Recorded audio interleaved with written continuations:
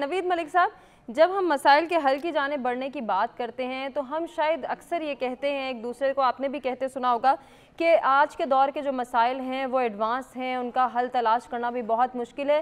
लेकिन जब हम नज़र दौड़ाते हैं 1400 साल कबल जो हमें मसाइल के हल बता दिए गए हैं, जो हमें हक़ व बातिल की तफरीक के तरीक़ेकार बता दिए गए हैं, जो हमारे सामने प्रेसिडेंसीज़ हैं, अगर हम उनको रिवाइव करने की बात करें, उन रिवायात की पासदारी करने की बात करें, उन्हें एक मरतबा फिर से दोहराने की कोशिश करें, तो यकीनन हम सोल्यूशन की जानिब भी जा सकते हैं और शायद वो सोल्यूशंस के ज़रिए हम कामयाबी भी हासिल कर सकें।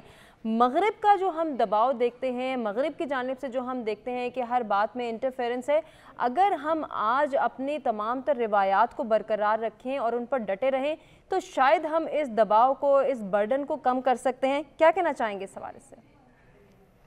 जी बिल्कुल, आप दुरुस्त फरमा रही हैं। हमारी पस्ती की बुनियादी वजह यह है कि हमने अपनी रवायात को छोड़ दिया है। जी जी।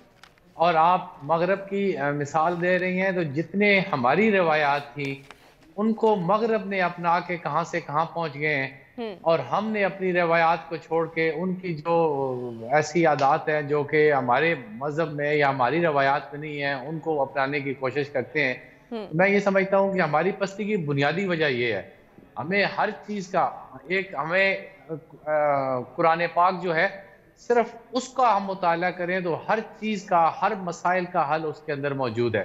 बेशक ऐसे लेकिन अफसोस की बात है कि हम जो है हम मगरब की नकल करने की कोशिश करते हैं, और मगरब ने हमारी रवायात को अपना के, हमारे कुरान पाक में जो चीज़ें बयान की गई हैं उनको अपना के वो सारी, आप देखें, आप मगरब में चले जाएं, नमाज का वक्त है या बाकी चीज़ें हैं या चोरी है या इंसाफ है या सारी चीज़ें जो है वो उन्होंने उनके माशरे में मौजूद हैं। ऐसे ही। हमारे इस्लामी माशरे में वो चीज़ें मौजूद नहीं हैं।